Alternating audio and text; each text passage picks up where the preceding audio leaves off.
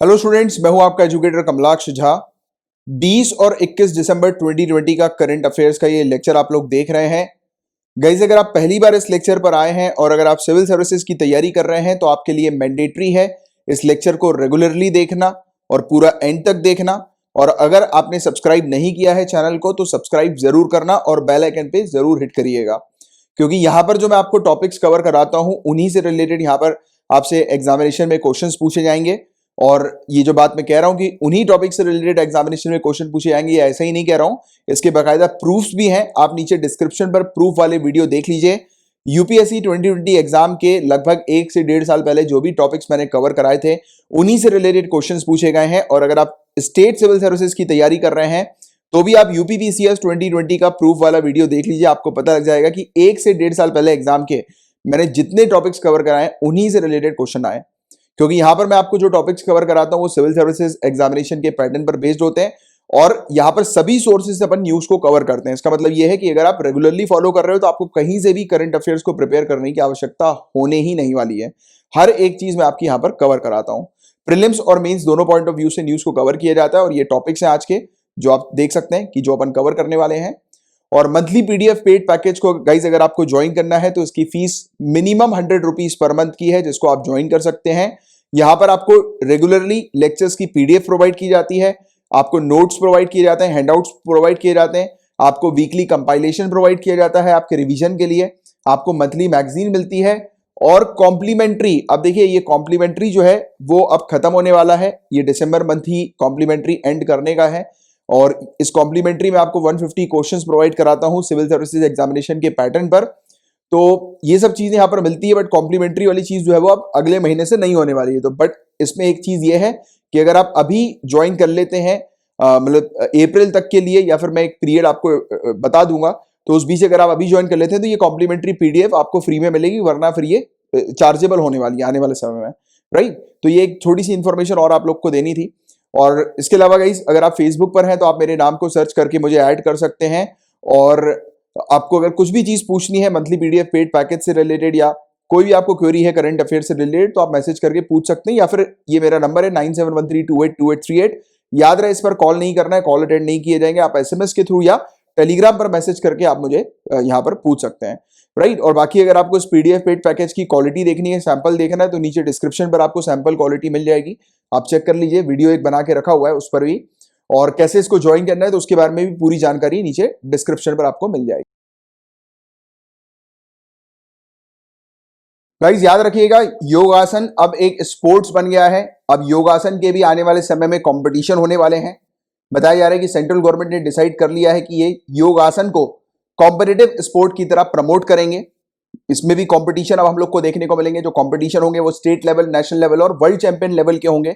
But ये competition 2021 से होने वाले हैं और 2021 में पायलट बेसिस पर हम लोग वर्चुअल मोड पे यानी कि ऑनलाइन मोड पे फरवरी 2021 में कंपटीशन कंडक्ट करने वाले हैं।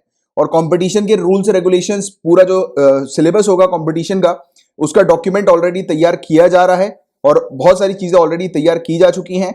और अब ये योगासन कंपटीशन के तौर पर हमें देखने को मिलेगा। तो ये एक इंपॉर्टेंट फैक्ट है, बहुत इंपॉर्टेंट, याद रखिएगा। और वर्ल्ड योगा डे या इंटरनेशनल योगा डे कब मनाया जाता है और किस कंट्री के द्वारा ये शुरू किया गया था, ये दोनों चीज आप नीचे कमेंट बॉक्स पर लिखकर बताइए। एक और इंपॉर्टेंट चीज कि national board of promotion and development of yoga and naturopathy, इन्होंने 2019 में ही रिकमेंडेशन दिया था इस प्रकार का कि योगासन को भी एक कॉम्पिटिटिव स्पोर्ट के तौर पर रिकॉग्नाइज किया जाए। और अब बताया जा रहा है कि योगासन जो है वो एक स्पोर्ट के तौर पर हम लोग को देखने को मिल रहा है और बहुत ही जल्दी अब इसके कॉम्पिटिशन होंगे, राइट। तो ये काफी इंपॉर्टेंट अचीवमेंट है इंडिया के लिए कि इंडिया ने ये चीज जो है वो डिक्लेयर करी है। गाइस बात करेंगे एशिया पैसिफिक ब्रॉडकास्टिंग यूनियन की। तो देखिए नाम से ही हालांकि आपको समझ में आ जाना चाहिए कि एशिया और पैसिफिक क्षेत्र जो है, रीजन जो है, उसका ये ब्रॉडकास्टिंग यूनियन है। एक एसोसिएशन हम लोग को देखने को मिलता है, प्रोफेशनल एसोसिएशन, जो कि ब्रॉडकास्टिंग ऑर्गेनाइजेशन का है ये। यहाँ पर ब्रॉडकास्टिंग एजेंसी मौजूद होती है अलग अलग कंट्री की, स्पेशली एशिया पैसिफिक क्षेत्र की, क्योंकि एशिया पैसिफिक का ये ब्रॉडकास्टिंग यूनियन है, राइट। और ब्रॉडकास्टिंग एजेंसीज कौन सी होती हैं, जैसे कि ऑल इंडिया रेडियो, दूरदर्शन, ये क्या है, ब्रॉडकास्टिंग एजेंसी है। तो इनके प्रोफेशनल एसोसिएशन, ये ब्रॉडकास्टिंग ऑर्गेनाइजेशन का हम लोग को देखने को मिलता है। ये मदद करते हैं एशिया पैसिफिक क्षेत्र में ब्रॉडकास्टिंग के डेवलपमेंट पर। और ये एक non profit, non governmental, non political professional association हम लोग को देखने को मिलता है। तो ये वाली चीज भी थोड़ी सी याद रखिएगा, क्योंकि कभी कभी ऐसे क्वेश्चन पूछ लिए जाते हैं नॉन गवर्नमेंटल ऑर्गेनाइजेशन से रिलेटेड। क्योंकि एक बार आया था एमनेस्टी इंटरनेशनल का क्वेश्चन, और भी ऐसे इस प्रकार के काफी सारे आ चुके हैं। तो ये वाली चीज आप थोड़ी सी ध्यान में रखिएगा। 1964 में ये एस्टैब्लिश हुई थी। इसका सेक्रेटेरिएट कोलालमपुर मलेशिया में है।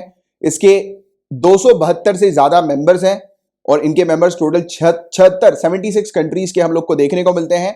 और ये बिगेस्ट ब्रॉडकास्टिंग यूनियन है पूरे दुनिया भर का, और वर्ल्ड ब्रॉडकास्टर यूनियन का भी ये मेंबर है, एबीयू, राइट। तो इसके बारे में बस आपको एक बेसिक आइडिया होना चाहिए। सेंट्रल इलेक्ट्रिसिटी रेगुलेटरी कमीशन की यहां पर बात हो रही है। आपको नाम से ही समझ में आ गया होगा, इलेक्ट्रिसिटी के रेगुलेशन के लिए ये कमीशन हम लोग को देखने को मिलता है, राइट। ये एक स्टैट्यूटरी बॉडी है। स्टैट्यूटरी बॉडी के नाम से ही आप समझ गए होंगे कि इसको किसी कानून के तहत बनाया गया होगा। तो 1998 में इलेक्ट्रिसिटी रेगुलेटरी कमीशन एक्ट 1998 के तहत इसको बनाया गया था, इसका गठन हुआ था। और ये किसके अंदर काम करती है? इलेक्ट्रिसिटी एक्ट 2003 के सेक्शन 76 के तहत ये काम करती है। इसके काम क्या होते हैं? कंपटीशन, एफिशिएंसी और इकोनॉमी बल्क पावर मार्केट्स में उसको ये प्रमोट करती है कि पावर मार्केट्स के अंदर कंपटीशन हो, एफिशिएंट तरीके से इलेक्ट्रिसिटी का सप्लाई हो, और इवन क्वालिटी सप्लाई इलेक्ट्रिसिटी का हो, उसके लिए भी ये काम करती है। उसके इंप्रूवमेंट पर फोकस करती है। इन्वेस्टमेंट ज्यादा से ज्यादा इलेक्ट्रिसिटी सेक्टर में हो, इस पर ये काम करती है, उसको प्रमोट करती है। सरकार को एडवाइस देती है कि सरकार किसी प्रकार के इंस्टीट्यूशनल बैरियर्स ना लगाए जिसके चलते इलेक्ट्रिसिटी के डिमांड सप्लाई में कुछ इश्यूज आए, राइट। अब देखो, सरकारी इंस्टीट्यूशनल बैरियर्स क्या होते हैं? जैसे कि सरकार क्या करती है, कई बार रूल्स रेगुलेशन कुछ इस प्रकार से इंपोज कर देती है कि काम में थोड़ा सा डिले हो जाता है, या फिर इन्वेस्टर्स जो है उनको इन्वेस्ट करने में थोड़ी सी तकलीफ होती है। तो सरकार इस प्रकार के कुछ काम ना करे कि जिसके चलते इलेक्ट्रिसिटी सेक्टर के अंदर डिले हो, या उसकी क्वालिटी पर या उसकी एफिशिएंसी पर कोई भी नुकसान पहुंचे, या कंज्यूमर्स तक इलेक्ट्रिसिटी पहुंचने में डिले हो, यानी कि डिमांड और सप्लाई के बीच में गैप हो। ऐसी कोई भी चीज, कोई भी प्रोसेस अगर सरकार की तरफ से लाई जाती है तो ये एडवाइस देती है सरकार को कि ऐसी प्रोसेस को जो है वो कंटिन्यू ना किया जाए। अगर कंटिन्यू किया जाएगा तो इलेक्ट्रिसिटी सप्लाई में प्रॉब्लम्स आएगी, और अल्टीमेटली प्रॉब्लम जो है वो कौन बियर करेंगे? कंज्यूमर्स, उपभोक्ता है। तो इसलिए ये अल्टीमेटली कंज्यूमर्स के इंटरेस्ट पर काम करती है, फोकस करती है। तो ये है इसका उसके बारे में कुछ बेसिक फैक्ट्स, बेसिक इंफॉर्मेशन जो आपको पता होना चाहिए। गाइस, कर्नाटका के अंदर एक बिल देखने को मिल रहा है जो कि कर्नाटका लैंड रिफॉर्म्स एक्ट 1961 को अमेंड कर रहा है। तो इसी पर अपन चर्चा करेंगे। बट इस टॉपिक को स्टार्ट करने से पहले मैं आप लोग को इस टॉपिक की थोड़ी सी इंपॉर्टेंस बताऊंगा और कुछ चीजों के बारे में डिस्कस करूंगा। तो देखिए, सबसे पहली चीज तो किसान आज की डेट में विरोध कर रहे हैं। तो मेन जो कोर इशू जो आज की डेट में चल रहा है ट्रेंडिंग में, वो किसानों का चल रहा है, राइट। तो किसान से रिलेटेड, फार्मर से रिलेटेड, या एग्रीकल्चरल लैंड से रिलेटेड, या फार्मिंग से रिलेटेड, या एग्रीकल्चर सेक्टर से रिलेटेड जो भी चीज ऑल ओवर इंडिया हो रही हैं, तो उन पर आपको नजर काफी अच्छी रखना जरूरी है। ये आपके प्रीलिम्स के लिए भी, मेंस के लिए भी, और इवन पर्सनालिटी टेस्ट यानी कि इंटरव्यू के लिए भी इंपॉर्टेंट है। जैसे कि आप जब इंटरव्यू देने जाओगे यूपीएससी 2021 का, तब उस समय अगर आपसे पूछ लिया जाए कि फार्मर्स या फिर एग्रीकल्चर को लेकर जो है वो अभी क्या चल रहा है, उसके बारे में जरा बताइए, तो आप तो इस पर्टिकुलर 3 कानून के बारे में बता दोगे जो कंट्रोवर्सी में हम लोग को देखने को मिल रहा है, जिस पर प्रोटेस्ट हो रहा है, राइट। बट अगर उन्हें पूछ लिया कि कर्नाटक के अंदर कुछ चल रहा है क्या, तो उसके बारे में भी आपको पता होना चाहिए, राइट, क्योंकि आपको अवेयरनेस हर चीज की होनी चाहिए। और अभी मेन जो कोर इशू है किसानों का है, एग्रीकल्चर का है, तो उस सेक्टर से रिलेटेड अपन को हर एक चीज पर नजर रखना जरूरी है। हालांकि ये टॉपिक जो है वो सिर्फ मतलब अवेयरनेस के लिए इंपॉर्टेंट है, राइट, और कुछ बस बेसिक फैक्ट्स आपको इस टॉपिक से रिलेटेड पता होना चाहिए। अब दूसरी चीज मैं यहाँ पर करना चाहूंगा, जैसे कि मुझे स्टूडेंट बोलते हैं कि सर इसके अलावा जो आप पढ़ाते हो उसके अलावा क्या हमें कुछ और भी पढ़ने की आवश्यकता है, या फिर एक टॉपिक, जैसे कि अभी ये टॉपिक जो है इसमें मैं आपको जो चीज एग्जाम के लिए इंपॉर्टेंट है सिर्फ उतनी कवर कराऊंगा, राइट। बट क्या होता है कि स्टूडेंट के बीच में डाउट आता है कि सर इससे ज्यादा भी हम लोग पढ़ लेंगे और भी डिटेल में पूरे टॉपिक को पढ़ लेंगे। गाइस देखो, पढ़ना कभी भी बुरा नहीं होता है, पढ़ाई बहुत अच्छी चीज होती है, ये बात मैं सभी अपने स्टूडेंट को बोलता हूं। बट पढ़ो आप तब जब आप ये पूरा लेक्चर देख लो, लेक्चर देखने के बाद आप रिवीजन कर लो रात में, उसके बाद फिर आप अपने जनरल स्टडीज के टॉपिक कर लो। मतलब पूरे दिन भर के आपके जो टारगेट्स है ना, करंट अफेयर्स के, जनरल स्टडीज के, ऑप्शनल के, आपने वो पूरे फिनिश कर लिए। उसके बाद आपको जो करना है करो। बट उसके बीच में अगर आप कर रहे हो अपने टारगेट्स को फिनिश करने से पहले आप चीजों में इन्वॉल्व हो रहे हो, तो आप सिर्फ अपना टाइम वेस्ट कर रहे हो। जैसे कि स्टूडेंट बोलते हैं कि सर इसके अलावा हम कोई मैगजीन रेफर करें क्या, मैगजीन पढ़ ले, कोई जरूरत नहीं है, पूरी चीज यहाँ पे कवर की जा रही है और उसका तो मैं आपको प्रूफ भी बताता हूँ। फिर भी पता नहीं स्टूडेंट क्यों डाउट करते हैं। आप नीचे प्रूफ्स देखिए बाकायदा, जो क्वेश्चंस जो आ रहे हैं एग्जामिनेशन में वो अपने टॉपिक से रिलेटेड आ रहे हैं, और जितनी डेप्थ में मैं टॉपिक पढ़ा रहा हूं सिर्फ उतना ही आपको कवर करना है, राइट? क्योंकि इस एग्जाम में कितना सारा पढ़ना है और कितनी डेप्थ तक पढ़ना है वो इंपॉर्टेंट होता है, और वही चीज तो मैं आपको यहां पर प्रोवाइड कराता हूं। क्योंकि क्यों देख रहे हो आप मेरा ये लेक्चर, ये सब चीजें तो ऑलरेडी अवेलेबल है ना, न्यूज़पेपर में भी सेम चीज आती है, कंटेंट भी सब सेम होता है, बट कितना पढ़ना है और कौन सी चीजों को पढ़ना है वो चीज आपको यहां पर मिलती है। तो रेगुलरली फॉलो करो, और ज्यादा टेंशन डाउट लेने की जरूरत नहीं है, क्योंकि मुझे पता है कि स्वाभाविक सी बात है, डाउट आता है, और मार्केट में लोग इतना बेवकूफ बनाते हैं और मिथ इतने फैले हुए मार्केट में सिविल सर्विसेज को लेकर कि स्टूडेंट बेचारे जो है वो मिथ में ही घूमते रहते हैं, और जब तक तो एग्जाम आ जाता है फिर वो सोचते हैं कि चलो यार अगले साल कर लेते हैं तैयारी, इस बार तो तैयारी नहीं हुई। यार लग के करो, जैसा बोला गया एनसीईआरटी पढ़नी है, लग के पढ़ो। एक बार एनसीईआरटी खत्म हो गई, आपका एक लेवल खत्म, आप जो है वो आगे बढ़ गए, एडवांस बुक कंप्लीट करो, उसके बाद फिर करंट अफेयर्स आपका रेगुलरली साइड बाय साइड चल ही रहा है। ऑप्शनल की तैयारी जो है वो आपको स्टार्टिंग में ही कर लेनी चाहिए, यानी कि अभी जो है वो बेस्ट टाइम है कि आप फरवरी से पहले पहले ऑप्शनल अपना फिनिश कर लो, राइट? और साथ ही जनरल स्टडीज की तैयारी करते रहो, और करंट अफेयर्स ये है ही। चलो सॉरी मैंने आपका थोड़ा ज्यादा इसमें बातचीत करने में समय ले लिया, बट ये जरूरी था ये चीज बताना, नहीं तो पता लगे स्टूडेंट जो है वो अभी वापस जाके कर्नाटका लैंड रिफॉर्म जो है वो पढ़ना शुरू कर दें, कोई जरूरत नहीं है। अभी देखो क्या हुआ है, अमेंडमेंट आया है इसके अंदर, और अभी अपोजिशन पार्टी ने यहां पर बोला है कि ये कर्नाटका लैंड रिफॉर्म एक्ट 1961 जो है ये डेथ वारंट है किसानों के लिए, राइट? अब क्यों ऐसा बोला है कि डेथ वारंट है किसानों के लिए? तो देखो ये जो लेटेस्ट अमेंडमेंट लाया जा रहा है, इसमें ये Karnataka land reform amendment bill 2020 जो है, ये 3 प्रमुख section Karnataka land reform act 1961 के उसको रद्द कर रहा है। और ये जो सेक्शंस हैं, 3 प्रमुख सेक्शन, ये रेस्ट्रिक्शंस लगाते हैं फार्म लैंड की ओनरशिप के ऊपर, मतलब कि एग्रीकल्चरल जमीन जो है, फार्म लैंड जो है वो, मतलब कौन कौन लोग खरीद सकते हैं और कौन नहीं खरीद सकते हैं, तो इसके बारे में बताते हैं। और ये जो 3 सेक्शन है वो है 79A, 79B और 79C। तो एक एक करके तीनों को देखते हैं। तो 79A क्या कहता है इस कानून का? ये कहता है कि एक इंडिविजुअल जिसको एग्रीकल्चरल लैंड परचेज करनी है, राइट, एग्रीकल्चरल भूमि परचेज करनी है, तो उसकी इनकम 1 साल में 25 लाख से कम होना जरूरी है, फर्स्ट पॉइंट। दूसरी कंडीशन, उनका जो इनकम सोर्स है वो एग्रीकल्चर ही होना चाहिए, यानी कि उनकी कमाई एग्रीकल्चर से ही होनी चाहिए, उन्हीं को ये जमीन मिलेगी। ये सेक्शन 79B कहता है। और सेक्शन 79C कहता है कि अगर कोई भी उल्लंघन होता है सेक्शन 79A और 79B का, तो उसमें जांच की जाएगी रेवेन्यू डिपार्टमेंट के द्वारा।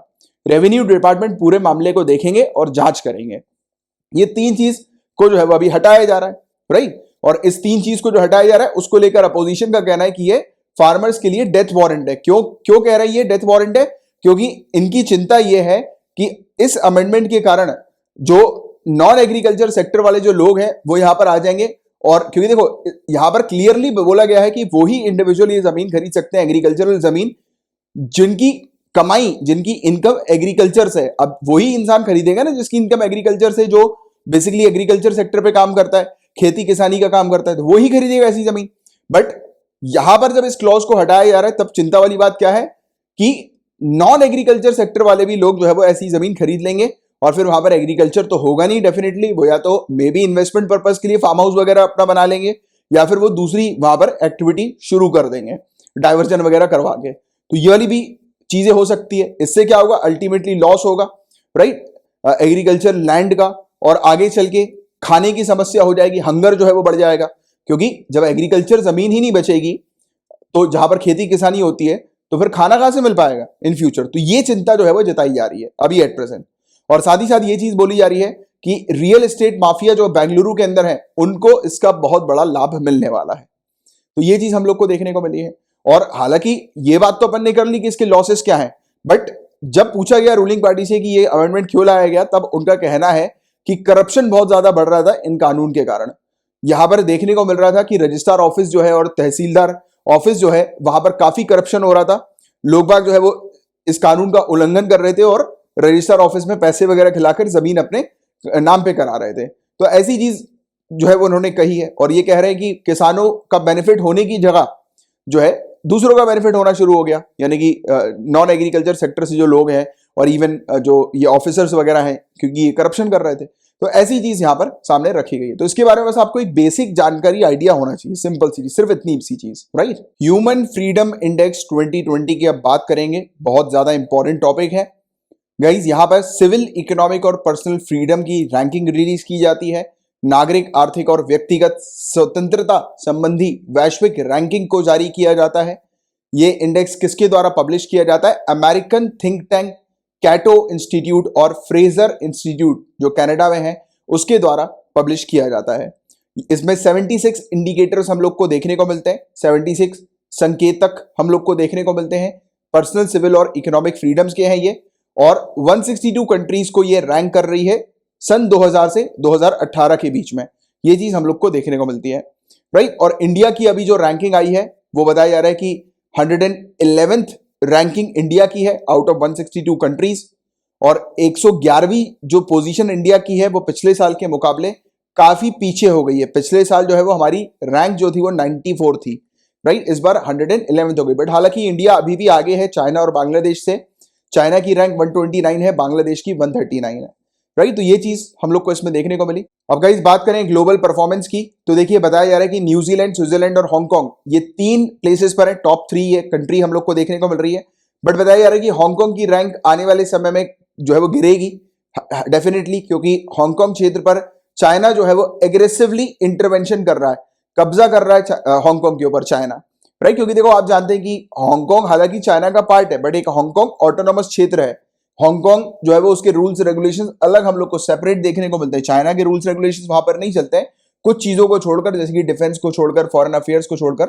तो इसके बारे में मैं आपको ऑलरेडी पढ़ा चुका हूं, अपन ने डिस्कस किया था 1 नेशन 2 सिस्टम के बारे में, राइट। और अपन ने बात करी थी कि जो यूनाइटेड किंगडम ब्रिटेन के साथ जो है वो एग्रीमेंट हुआ था चाइना का, और हांगकांग जो है वो ऑटोनोमस क्षेत्र के तौर पर हमें देखने को मिला था। बट अब जो है चाइना नकार रहा है, चाइना बोल रहा है कि अब हांगकांग जो है वो ऑटोनोमस क्षेत्र नहीं है, ब्रिटेन का जो एग्रीमेंट जो है वो नल एंड वॉइड है।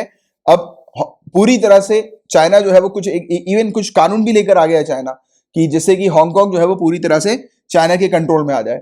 तो इसी पर काफी विरोध भी हुआ था, हांगकांग की सड़कों पर लोग भी उतर आए थे। चाइना की इस हरकत के कारण बहुत विरोध चला था, और इवन अभी भी चलता रहता है मूवमेंट हांगकांग के अंदर, राइट, इसी सेम मुद्दे को लेकर, इशू को लेकर। और इस पूरे मुद्दे को मैंने काफी डिटेल में आप लोग को एक्सप्लेन किया हुआ है। जिन स्टूडेंट्स के पास पास्ट मंथ की पीडीएफ्स हैं, प्लीज आप एक बार जाकर रिवीजन कर लीजिएगा पास्ट मंथ की पीडीएफ से, और रिवीजन करने के बाद नीचे कमेंट बॉक्स में लिखकर बताइएगा कि किस डेट को मैंने वो टॉपिक आपको पढ़ाया था और कितने टाइम पे वो टॉपिक शुरू होगा, जिससे कि अपने दूसरे जो नए स्टूडेंट्स हैं उनको भी पता लग जाए। और गाइस नए, अब अगर आप हो और आपको ये इनिशिएटिव मेरा सही लग रहा है, पढ़ाने का तरीका मेरा आपको समझ में आ रहा है और आप कंटिन्यू रखना चाह रहे हो, और अगर आप 2021 एग्जाम की तैयारी कर रहे हो, तो गाइस हाईली रिकमेंडेड कि जनवरी 2020 से आप पूरे मेरे प्रीवियस लेक्चर्स देखो, आप पूरे अवेलेबल हैं प्लेलिस्ट में, राइट। और अगर आप लेक्चर नहीं देखना चाहते, लेक्चर देखने में आपको लग रहा है कि आपका ज्यादा टाइम कंज्यूम हो रहा है, तो आपके लिए पीडीएफ फैसिलिटी भी अवेलेबल है। आप पीडीएफ जो है मंथली पैकेज जो है वो ज्वाइन कर सकते हो, राइट। अब देखो ये है चाइना की हरकत, और चाइना जो है वो हांगकांग को अपने कंट्रोल में करना चाह रहा है पूरी तरह से। तो इसलिए कहा जा रहा है कि हांगकांग की रैंकिंग इन फ्यूचर डिक्लाइन होगी, कमजोर होगी। और बात करेंगे सीरिया की, तो देखिए सीरिया जो है वो लिस्ट में सबसे आखिरी में आई है। सीरिया के बारे में आप लोग को पता ही है कि सीरिया में बहुत इश्यूज हम लोग को देखने को मिलता है, आए दिन वॉर वहां पर होती है, आए दिन बेकसूर लोग जो है वो मरते हैं, आप जानती हैं इसके बारे में। टेररिस्ट अटैक हम लोग को देखने को मिलता है, तो बहुत सारी चीजें हैं ऐसी। तो इसलिए सीरिया जो है वो सबसे आखिरी में है। और बताया जा रहा है इस रिपोर्ट के अकॉर्डिंग कि सन 2008 से पूरे दुनिया भर में पर्सनल फ्रीडम में गिरावट रिकॉर्ड की गई है, और रिपोर्ट किया गया है कि एक बहुत ही स्ट्रॉन्ग पॉजिटिव रिलेशनशिप है फ्रीडम और प्रॉस्पेरिटी के बीच में, बट अनइक्वल डिस्ट्रीब्यूशन फ्रीडम का पूरे दुनिया भर में देखने को मिलता है। पहले मैं आपको इसका मीनिंग बताऊंगा कि ये क्या रिलेशनशिप की बात करें फ्रीडम और प्रॉस्पेरिटी के बीच में। तो सिंपल सी चीज है, जिस भी कंट्री के अंदर ग्रोथ और डेवलपमेंट होती है, तो उस कंट्री के अंदर ऑटोमेटिकली जो लोग हैं, उस कंट्री के नागरिक जो है, वो हर प्रकार की फ्रीडम एंजॉय करते हैं, राइट। क्योंकि ग्रोथ और डेवलपमेंट है, आगे बढ़ रही है कंट्री। बट जिस कंट्री में ग्रोथ और डेवलपमेंट नहीं होती, जो पिछड़ी कंट्री होती है, तो वहां पर हम लोग को देखने को मिलता है कि वहां के सिटीजन वेरियस फ्रीडम्स, वेरियस स्वतंत्रता जो है वो एंजॉय नहीं कर पाते, राइट। तो ये वाली चीज है इसके बारे में। और all over the world unequal distribution है फ्रीडम का, कहीं पर किसी जगह पर मतलब कुछ इंडिविजुअल को वेरियस अलग अलग चीजों की फ्रीडम होती है और कहीं पर नहीं होती है, राइट। तो ये चीज हम लोग को देखने को मिलती है। और दूसरे यानी कि जो रिपोर्ट्स वगैरह सामने आती है, तो उसमें इंडिया की क्या परफॉर्मेंस है, तो इंडिया की परफॉर्मेंस तो गिर ही रही है लगातार। बताया जा रहा है कि डेमोक्रेसी वॉचडॉग फ्रीडम हाउस की जो रिपोर्ट है जो अक्टूबर में रिलीज हुई थी, जो कि इंटरनेट फ्रीडम से रिलेटेड थी, तो इंडिया के अंदर इंटरनेट फ्रीडम जो है वो लगातार कंटिन्यूअसली ये तीसरा साल है ये गिरा है। और इसका best example Jammu and Kashmir है। जम्मू एंड कश्मीर में इंटरनेट आज भी जो है वो अवेलेबल नहीं है, हम लोग को देखने को मिलता है इंटरनेट शटडाउन वहां पर अभी भी है एट प्रेजेंट। इसके अलावा ग्लोबल इकोनॉमिक फ्रीडम इंडेक्स 2020 के अंदर भी इंडिया जो है उसकी रैंकिंग कम हुई है, 79 से जो है वो कम हो गई है, यानी कि 105 जो है वो हो गई है। 26 स्पॉट्स जो है वो ड्रॉप यहाँ पर रिकॉर्ड किया गया है इकोनॉमिक फ्रीडम के मामले में, राइट। इसके अलावा बात करें, क्योंकि काफी सारे लोगों को वेरियस अपॉर्चुनिटी, जॉब्स की अपॉर्चुनिटी होती है, कई बार पक्षपात भी हम लोग को देखने को मिलता है। इवन जैसे कि इस पर ये वाली बात भी कही गई थी कि हमारी कंट्री के अंदर जैसे कि अलग अलग कानून भी आ रहे हैं ना, कि मतलब डोमिसाइल को ही सिर्फ जॉब प्रोवाइड की जाएगी, जैसे कि वेरियस स्टेट्स ने कानून जो है वो पेश किए हैं। जैसे कि अगर हम बात करें कि कन्नीगढ़ की, कि कन्नीगढ़ जो है सिर्फ उन्हीं को ही जॉब प्रेफरेंस दिया जाएगा, बाकियों को नहीं दिया जाएगा, राइट। यानी कि जो नॉन कर्नाटका के जो लोग हैं उनको नहीं मिलेगी, बाकी कर्नाटका के लोकलाइट्स हैं उनको प्रोवाइड की जाएगी। और भी ऐसे काफी सारे स्टेट ने ऐसे कानून निकाल दिए गए कि वहां के डोमिसाइल को ही जो है वो जॉब मिलेगी, बाकी और दूसरों को नहीं मिलेगी। तो ये क्या हो रहा है, कहीं ना कहीं इकोनॉमिक फ्रीडम है, लोगों को अपॉर्चुनिटी नहीं दी जा रही है कमाने की, राइट। तो ये वाली चीज है, तो उस पर ही इंडिया की रैंक जो है वो कम हुई है। तो ऐसी चीजों को आपको लिंक करना है कि रैंक कम हुई है तो उसके पीछे का क्या कारण है, राइट। और इस पर मैं आपको एक मेंस का भी अभी क्वेश्चन देने वाला हूं थोड़ी देर में। ये आखिरी चीज एक और देख लो आप कि वर्ल्ड प्रेस फ्रीडम इंडेक्स ये अभी अप्रैल में रिलीज हुई थी। इसमें बताया गया कि इंडिया की रैंक जो है वो 2 प्लेसेस से गिरी है। इवन अभी अपन ने परसों के लेक्चर में भी डिस्कस किया ह्यूमन डेवलपमेंट इंडेक्स के बारे में, उसमें भी इंडिया की रैंक जो है वो गिरी है। और इंडिया की रैंक जो है वर्ल्ड प्रेस फ्रीडम इंडेक्स में 142 हुई है और 180 कंट्री में। तो ये वाली चीज हम लोग को देखने को मिल रही है। तो देखिए हम लगातार देख रहे हैं कि ऑलमोस्ट मैक्सिमम केसेस में इंडिया की रैंक में गिरावट ही नजर आया है। तो आप एक मेंस का बेहतरीन सा आंसर तैयार करें जिसमें आप जो है वो पूरी चीजों के बारे में मेंशन करें कि इंडिया की रैंक जो है वो कौन से पर्टिकुलर इंडिसेस के अंदर गिरी है और उस गिरने के पीछे का क्या कारण है। तो आप लिंक करें काफी सारे एग्जाम्पल के साथ, जैसे कि अभी बीच में मैंने आपको ये एग्जाम्पल दिया था इकोनॉमिक फ्रीडम का, वैसे ही आप वेरियस चीजों के साथ, जैसे कि इंटरनेट शटडाउन के मामले में जम्मू एंड कश्मीर, अलग अलग इंडिसेस जो हैं, जो रैंकिंग वगैरह, जो अलग अलग रिपोर्ट जो सामने आ रही है, तो उसमें इंडिया की रैंक जो गिरी है उसके पीछे का जो कारण है वो भी आप बकायदा तैयार करें। आप देखिए ये आप आंसर लिखने के लिए जो मैं कहता हूं आपको, तो आप पहले तैयार किया करो, आप देखा करो अलग अलग जगह पर सर्च करके और थोड़ा सोचा करो, घंटे 2 घंटे 3 घंटे जो है वो बिताया करो कि यार ये आंसर जो है वो कैसे अच्छा बनाए हम लोग और किस प्रकार के अच्छे अच्छे डेटा जो है वो मेंशन करें।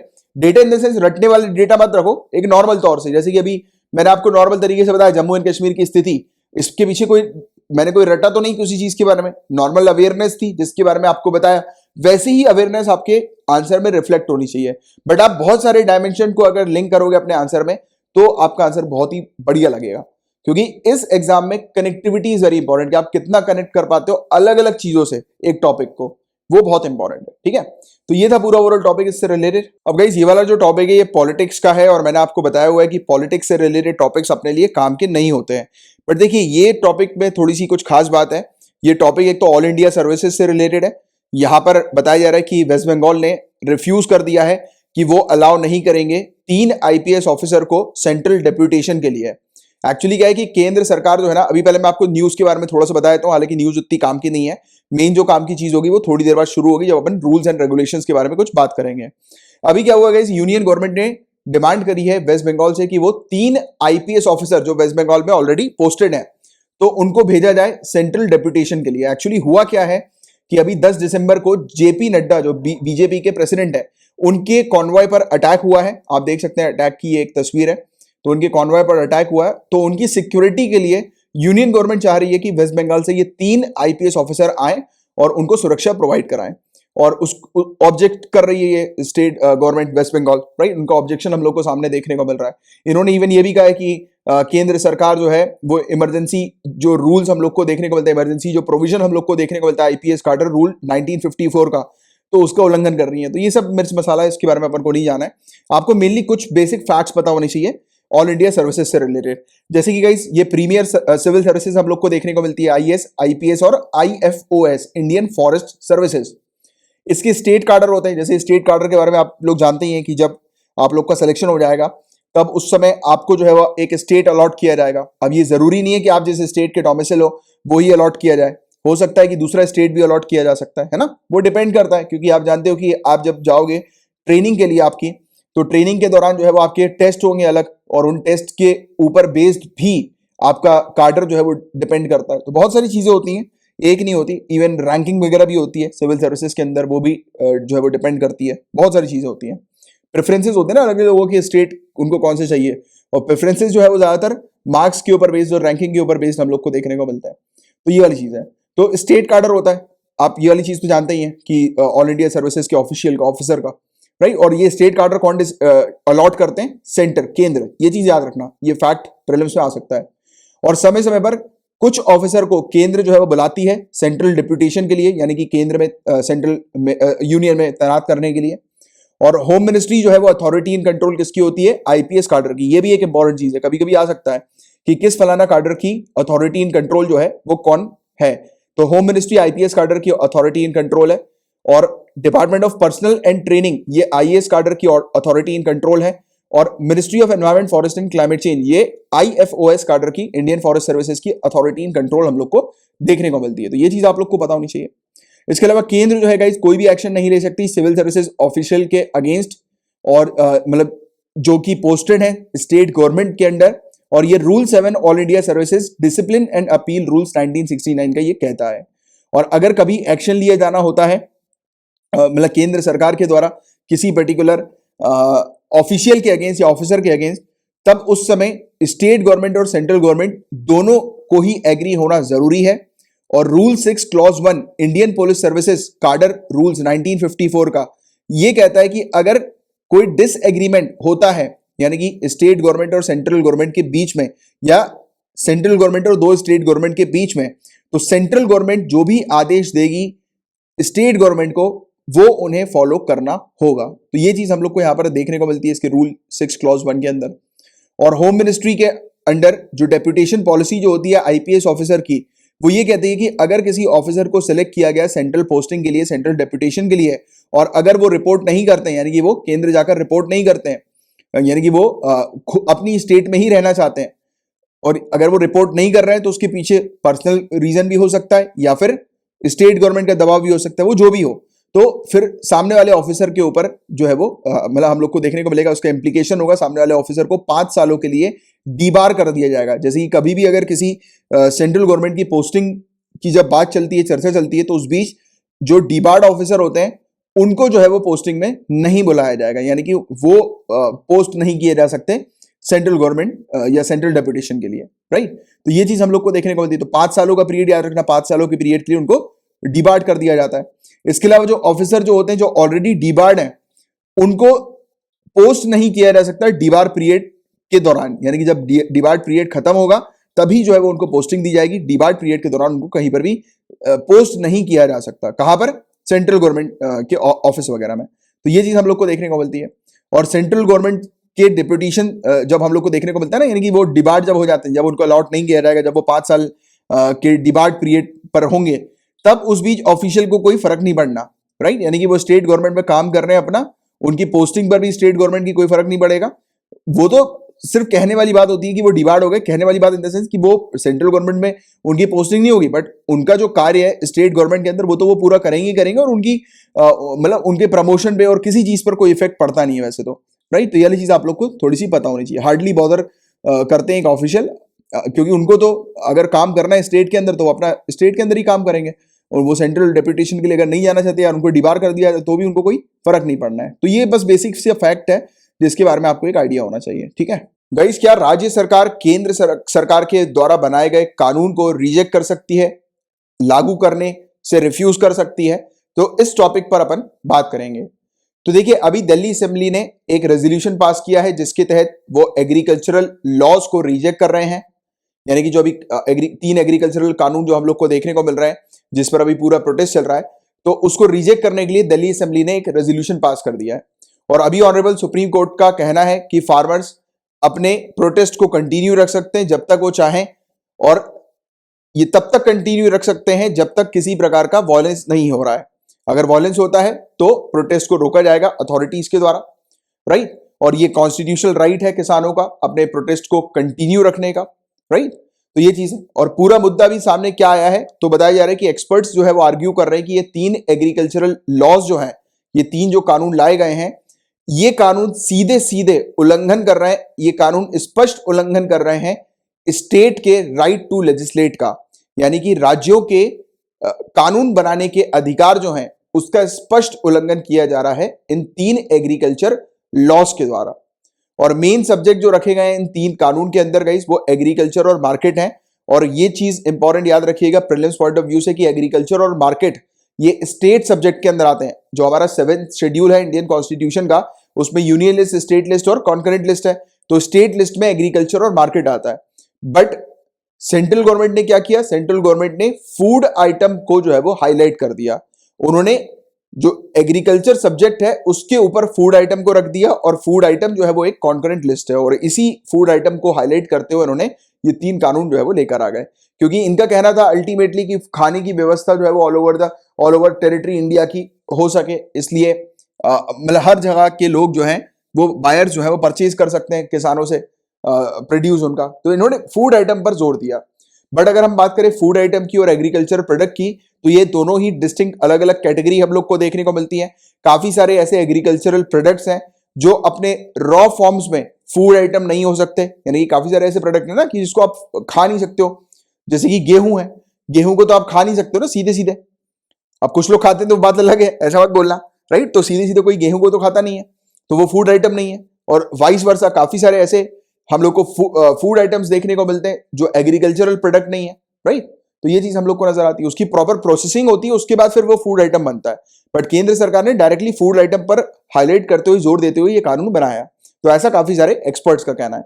और कॉन्स्टिट्यूशन का क्या कहना है इस पर, तो देखो एग्रीकल्चर क्या है, एक स्टेट लिस्ट के अंदर हम लोग को देखने को मिलती है। और कॉन्करेंट लिस्ट की एंट्री 33 ये प्रोवाइड कराती है सेंटर और स्टेट दोनों को पावर देती है कि जो एग्रीकल्चर है और कोई भी इंडस्ट्री है उसके प्रोडक्ट का प्रोडक्शन, सप्लाई और डिस्ट्रीब्यूशन, इस पर कानून बनाने की अथॉरिटी जो है वो सेंटर स्टेट दोनों की है, राइट। यानी कि कोई भी प्रोडक्ट, कोई भी इंडस्ट्री का product including agriculture industry also, तो उसके सप्लाई के लिए, उसके प्रोडक्शन के लिए और उसके डिस्ट्रीब्यूशन के लिए केंद्र और राज्य सरकार दोनों ही कानून बना सकते हैं। और ये कॉन्करेंट लिस्ट की एंट्री 33 कहती है।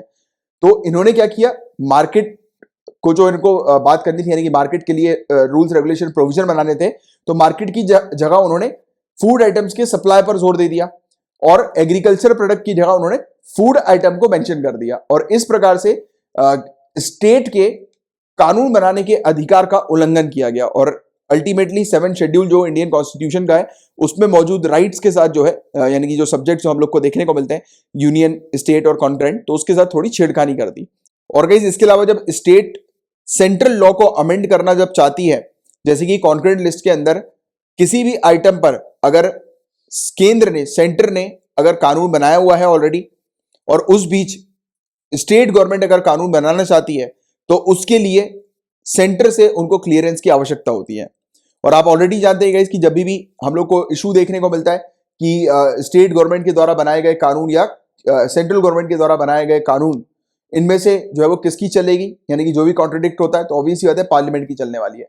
पार्लियामेंट जो है उसको उसके द्वारा बनाए गए कानून जो है उसको सही माना जाएगा, और स्टेट गवर्नमेंट के द्वारा बनाए गए कानून को रद्द किया जाएगा। अगर कोई डिस्प्यूट होता है, कोई इशू इस प्रकार का, कोई भी कॉन्ट्रडिक्ट्स हम लोग को इस प्रकार के देखने को मिलते हैं, राइट, सेंट्रल लॉ और स्टेट लॉ के बीच में, तो पार्लियामेंट के द्वारा बनाया गया कानून जो है वो प्रिवेल करेगा, राइट। और ऐसा क्यों हम लोग को कॉन्स्टिट्यूशन के अंदर देखने को मिलता है कि पार्लियामेंट को पावर दी गई है, तो देखिए पार्लियामेंट जो कानून बनाती है वो ऑल ओवर इंडिया, पूरे इंडिया जो है वो अप्लाई होता है, राइट। और हम लोग को देखने को मिलता है स्टेट्स जो बनाती है कानून वो उनके स्टेट में ही रहता है।